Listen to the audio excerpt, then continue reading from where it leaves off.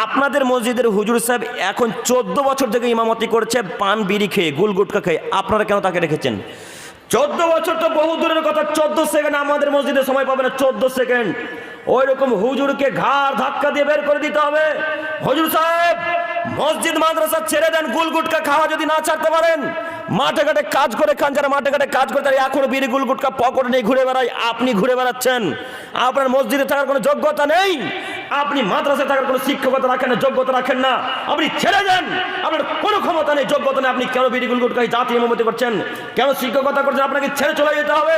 আপনার বিদ্যাও নেই, বুদ্ধিও নেই, আপনি কি দেখাতে চাচ্ছেন নিজেকে?